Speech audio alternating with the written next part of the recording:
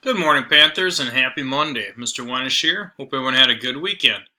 Oh, great. So I'm just going to jump into third period. We are done with our design process unit, and we're going to move on into working more with the English and metric system and making conversions. So hopefully you've been doing your Panther Pride, keeping caught up with that with your planners. And I just want to make sure everyone's made their video submission that goes over and explains how they did their organizer and how it solved the problem that they were trying to solve from their original design brief. And so the video should basically explain your design brief, the problem you came up with, and how your solution, how your organizer solved that problem. And then that should be submitted to Schoology. All right, so I'm going to go over then into the conversion worksheet that you'll be working on for sure today, and probably if you need more time, we'll see. And then tomorrow too if you need more time. So the first thing I'm going to do is open up my Schoology, and then I'm going to make sure I'm in the right class. So I'm going to go ahead and click on my 3 lines and get into engineering the environment. And then basically, so far in there, all we have is our design process for engineering. The videos that I've been making are in there if you want to go back and look at those. And then today's assignment, 7.11, measuring practice.pdf. So I'm going to go ahead and click on that. And then I want to open this up in Notability so I can write on it. And so it'll be easy to find, so it's saved. And so I'm just going to go over and click on Notability. And now it's been sent over there, so now I actually have to go open up Notability. And so right here's my Notability. I'm going to go ahead and click on that. And then it's going to ask me, do I want to create a new note? And yes, I do. And I'm going to import that. And then I'll go ahead and open that up. And then this is basically the introduction. And basically we should put our name on there.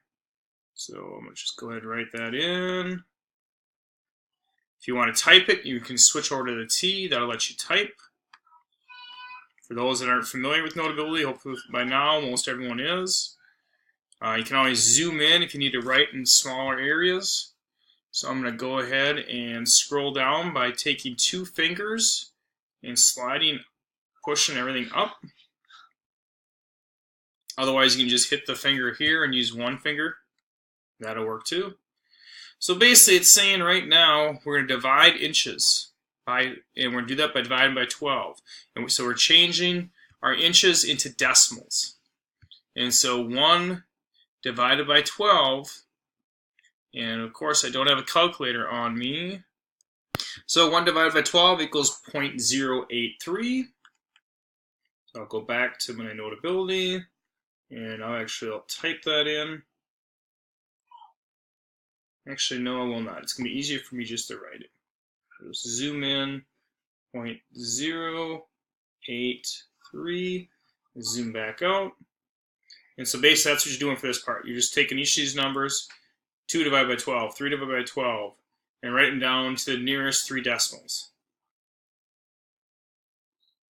And then over here, it's doing even smaller divisions. So you take 0.5 divided by 12. 0.75 divided by 12. So that's that page. Now we're going to convert measurements from architectural units to decimal feet and vice versa. So this is 4 feet, 6 inches. They want me to change that to a decimal. And so they want it something like this, where this is 5.5 feet. And so the first number doesn't matter. The first number is always going to stay there. And so the first thing I'm going to do is I'm just going to rewrite 4. I'm going to zoom in and write 4 and then point. And now I'm going to know what is 6 divided by 12. Well, actually, if you have the top part done, you can look up here. It's going to tell you 6 divided by 12 is 0.5. So I'll go back down here, put in my 5. And the next one's 8 feet 9 inches. So again, my first step would be to write the 8 in here, and then my point, and then 9 divided by 12 Again, you already have it filled up top, but it should be 0.75, if I remember right. And so you're just going through and filling in those boxes like that. Over here, you're doing the opposite. This time it's 5.5 feet. So you do write the 5 again. But now you're going to put a dash, a line and a dash, which reminds me I should have been putting my dashes after each of these numbers too, for feet. But okay, 5. Now I'm going to do my 0.5. So to find that, I got to take 0.5 times 12. And so go back to my calculator. And if I write in 0.5 divide or times, shoot. I gotta go back, I gotta erase this off. 0.5 times 12 equals, and it'll tell me, well, I made that a negative. It's supposed to be a 0.5. So it's supposed to be 6. I know that half of, because 0.5, I'm just gonna go back again. Try that one more time. 0.5 times 12 equals, and there it made it -5 again. But all right, maybe if I tried 0.5, maybe that's what the problem is. 0.5 times 12. See if that makes a difference. There we go. There's my 6. So I'm gonna go back to Notability, and so this is 5-6 and double slash for inches. That's how you change from decimal feet to architectural. And that actually should have been actually over here, not in there, but that's all right. All right, next one. This is where you are going to try to figure out the width of the door, the height of the door, the height of the window. That's not supposed to be window. I thought I changed that, but I guess I forgot.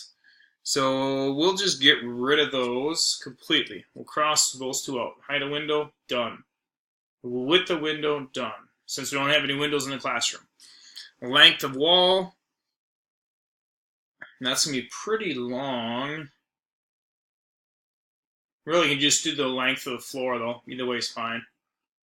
Then height of the seats. Width of the seats. Height of the teacher's desk. The width of the teacher's desk. And we probably just want to do the table up front. Height of the garbage can, height of the recycling bin, width of the bottom of the recycling bin. And so again, you just want to estimate how big it is, then actually measure it, and then convert that to decimal feet. And then finally, they want you to use the floor plan below to determine the area of each of the rooms. Use area information is needed when determining how much flooring or ceiling paint to purchase for a room. And so they want you to write down the dimensions, then convert that to decimal feet, and then go ahead and multiply them together to find its area. So again, I'm not sure if you'll be able to get that done in one day or not. I would think you'd probably need 2 days, unless we assign it as homework. I'll leave that up to Mr. Johnson, what he wants to do. All right, hopefully you guys will be able to handle this. It won't be too tough for you.